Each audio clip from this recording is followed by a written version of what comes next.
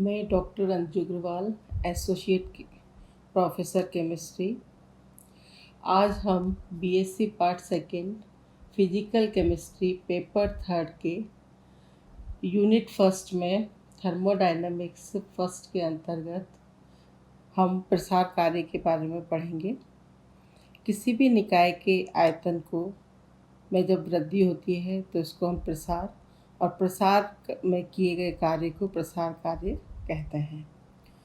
ठोसों व द्रवों में प्रसार कार्य गैसों की तुलना में बहुत ही कम होता है। गैसीय निकाय में प्रसार से आयतन में वृद्धि होती है, अतः निकाय को दाब के विरुद्ध कार्य करना पड़ता है। अतः प्रसार को हम दाब आयतन कार्य कहते हैं। जैसे कि यहाँ पर हमने एक सिलेंडर लिया है प्रसार कार्य को समझने के लिए, तो यहाँ पर सिलेंडर के अंदर जो गैस का दाब है, सिलेंडर के अंदर गैस भरी हुई है जिसके ऊपर एक भारहीन और घर्षण रहित पिस्टन लगा हुआ है। तो जो यहाँ पर गैस का दाब P है और बाह्य दाब P बाह्य के नाम से P बाह्य है। अब इसकी प्रारंभिक अवस्था में गैस का दाब बाह्य दाब के बराबर है, लेकिन यदि बाह्य दाब को अनंत सूक्ष्म मात्रा में कम कर दें तो गैस पर पिस्टन के द्वारा डाला जाने वाला दाब या बाह्य दाब का मान कम हो जाएगा dP से। तो गैस जो है उसका प्रसार होगा और उसको हम आयतन में जो वृद्धि है उसे हम dV से बता सकते हैं। तो यहाँ पर जो सेकंड डायग्राम है B, इसमें अंतिम अवस्था में को बताया गया है तंत्र की। अ में तंत्र की प्रारंभिक अवस्था को और ब में तंत्र की अंतिम अवस्था को बताया गया है। और जो स है इसमें प्रसार में उत्पन्न कार्य को बताया हुआ है। तो यहाँ पर प्रसार कार्य जो है, यदि आयतन में वृद्धि दाब में अनंत सूक्ष्म परिवर्तन कमी करने पर आयतन में वृद्धि यदि dV है, तो यहाँ पर हम P प्रसार कार्य को ज्ञात करने के लिए P को जब B के विपरीत आलेखित करते हैं तो यहाँ पर जो P1 V1 आयतन में वृद्धि है, तो प्रारंभिक अवस्था में जो आयतन है वो जो दाब कार्य जो है वो P1 V1 से और अंतिम अवस्था में P2 V2 से बताया है। तो जो किया गया कार्य है वो इस कर्व में के नीचे के क्षेत्रफल के बराबर होगा, है ना। तो गैसीय तंत्र में गैस का दाब P और पिस्टन का बाह्य दाब P बाह्य है। यदि पिस्टन का बाह्य दाब अनंत सूक्ष्म dP से कम कर दें तो गैस के आयतन में अनंत सूक्ष्म मात्रा में वृद्धि होती है। यदि ये प्रक्रम लगातार चलता रहे तो प्रत्येक चक्र में किया गया कार्य W इक्वल्स टू, यहाँ पर W equals to P minus DP dV equals to P dV minus DP multiplied by dV। तो dP और इंटू dV अनंत सूक्ष्म जो है पद है, यानी कि दाब में परिवर्तन भी अनंत सूक्ष्म है और आयतन में परिवर्तन भी यहाँ पर अनंत सूक्ष्म है। इसलिए ये अनंत सूक्ष्म पद की उपेक्षा करने पर जो किया गया कार्य है वो W बराबर P dV के बराबर होगा। यानी कि गैस के प्रसार में यदि प्रारंभिक आयतन V1 से V2 तक प्रसार कार्य किया जाए मान लो, तो इसको W को हम इंटीग्रेट करेंगे V1 से V2 के बीच में। तो विभिन्न चरणों में कई स्टेप्स में V1 से V2 तक परिवर्तन करेंगे तो ये कार्य P dV के बराबर होगा। यहाँ पर हम ऊष्मागतिकी के प्रथम नियम के अनुसार delta E equals to Q minus W, यानी कि अवशोषित की गई ऊष्मा और किया गया कार्य W है यहाँ पर। तो delta E equals to Q minus W की वैल्यू यहाँ पर रखने पर V1 to V2 P dV से बताएंगे। तो यह समीकरण जो है विभिन्न परिस्थितियों में ये समीकरण भिन्न भिन्न रूप ले लेती है। जैसे कि अगर आयतन स्थिर है, यानी कि कोई प्रक्रम यदि स्थिर आयतन पर किया जाता है होता है तो उसे हम समआयतनिक प्रक्रम कहेंगे। तो यहाँ पर आयतन स्थिर है, इसलिए dv बराबर 0 हो तो किया गया कार्य जो है 0 होगा। p मल्टीप्लाइड बाय dv है, तो dv 0 है, तो ये पूरा जो कार्य है वो 0 होगा। अतः delta E equals to Q V के बराबर होगा, यानी कि स्थिर आयतन पर किया गया कार्य, स्थिर आयतन की वजह से किया गया कार्य 0 होगा। तो आंतरिक ऊर्जा में वृद्धि स्थिर आयतन पर अवशोषित ऊष्मा क्यू वी के बराबर होती है। जब बाह्य दाब अगर हम 0 लें तो P इक्वल्स टू 0, अर्थात गैस निर्वात में प्रसारित हो तो यह मुक्त प्रसार कहलाता है।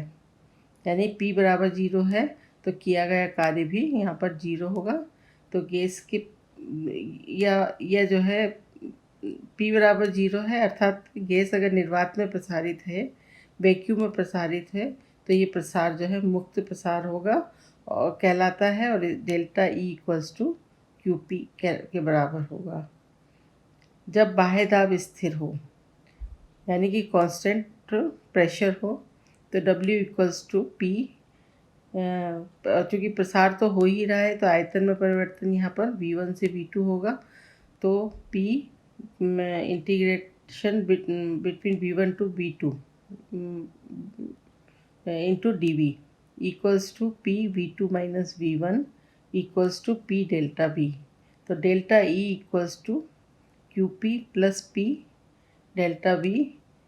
तो QP equals to delta E plus P delta V, यानी कि जब बाह्य दाब स्थिर होता है तो अवशोषित की गई ऊष्मा, स्थिर दाब पर अवशोषित की गई ऊष्मा निकाय की आंतरिक ऊर्जा में वृद्धि और किए गए कार्य के योग के बराबर होती है। जब बाह्य दाब परिवर्तित होता है तो इस स्थिति में P को V के विरुद्ध आलेखित करके वक्र के नीचे का क्षेत्रफल ज्ञात करके, जैसा कि हमने जो डायग्राम दिखाया था उसके आधार पर हम W, जो वक्र के नीचे का क्षेत्रफल ज्ञात करके W बराबर P V1 to V2 dV में समाकलन करके मान प्राप्त कर लेते हैं। IUPAC परिपाटी के अनुसार निकाय द्वारा किया गया कार्य ऋणात्मक और निकाय पर किया गया कार्य धनात्मक होता है। तो प्रसार कार्य जो है W equals to P delta V, या W इक्वल टू नेगेटिव, मतलब माइनस द्वारा हम बताएंगे प्रसार कार्य को। तो गैस के उत्क्रमणीय समतापी प्रसार में किया गया कार्य, work done in reversible isothermal expansion of a gas, यानी प्रसार हो रहा है, यानी कि आयतन में V1 से V2 तक की वृद्धि हो रही है। तो W reversible equals to integration V1 to V2 P into dV। यदि सिलेंडर में 1 मोल आदर्श गैस है तो आदर्श गैस समीकरण PV इक्वल टू RT के बराबर होगी, या P equals to RT upon V के बराबर होगी। तो ये P की वैल्यू हम work reversible equal to integration of between integration V1 to V2 P dV में P की वैल्यू रखेंगे। तो W reversible equals to integration V1 to V2 RT upon V into dV। तो यहाँ पर RT जो है, क्योंकि कांस्टेंट टेम्परेचर पर है ये, तो T भी कांस्टेंट है, R गैस कांस्टेंट है, इसको हम बाहर ले लेंगे। तो V1 टू V2 इंटीग्रेशन करने पर dV अपॉन V बरा equals to RT log V2 upon V1, और जो इसको हम खोलेंगे तो ये वैल्यू हो जाएगी 2.303 RT log V2 upon V1। तो आइडियल गैस के लिए स्थिर ताप पर P1 V1 equal to P2 V2 बायल के नियम के अनुसार, तो W reversible equals to RT log P1 upon P2 equals to 2.303 RT log 10 P1 upon P2। यदि गैस के मोलों की संख्या n हो तो W reversible equals to nRT log V2 upon V1 equals to nRT log P1 upon P2 के बराबर होगा। और तापीय साम्य की स्थिति में गैस के उत्क्रमणीय प्रसार में ताप स्थिर रहेगा, अतः dt इक्वल्स टू 0। तो जब ताप में परिवर्तन शून्य है तो आंतरिक ऊर्जा में परिवर्तन भी शून्य होगा, क्योंकि आंतरिक ऊर्जा ताप का फलन होती है। तो ऊष्मागतिकी के प्रथम नियम से delta E equals to 0 equals to Q minus W, तो Q इक्वल टू W होगा, अर्थात उत्क्रमणीय प्रसार में किया गया कार्य अवशोषित ऊष्मा के बराबर होता है। मैक्सिमम वर्क, गैस के प्रसार में किया गया कार्य P बाय डेल्टा V के बराबर होता है। ये हमने पढ़ा है कि प्रसार में किया गया कार्य P बाय डेल्टा B के बराबर होता है। दूसरा, यदि गैस निर्वात में प्रसारित हो तो किया गया कार्य शून्य होगा, और बाह्य दाब का मान अगर P से अनंत सूक्ष्म कम हो तो गैस का प्रसार अति सूक्ष्म गति से तथा उत्क्रमणीय होगा। यदि बाह्य दाब का मान P से अधिक मात्रा में कम हो तो गैस का प्रसार अधिक वेग से होगा और अनुत्क्रमणीय होगा। जैसा कि हम जानते हैं कि यदि परिवर्तन अनंत सूक्ष्म है तो जो प्रोसेस है वो रिवर्सिबल होता है, और यदि परिवर्तन जो है बहुत अधिक मात्रा में, यानी कि यहाँ पर बाह्य दाब बहुत अधिक मात्रा में कम हो रहा है, तो गैस का प्रसार हो जाएगा और ये जो है अनुत्क्रमणीय होगा। तो इस स्थिति में किए गए कार्य का मान बहुत कम होगा, अतः अधिकतम कार्य केवल गैस के उत्क्रमणीय प्रसार द्वारा ही प्राप्त होता है। आज के लिए बस इतना ही। धन्यवाद।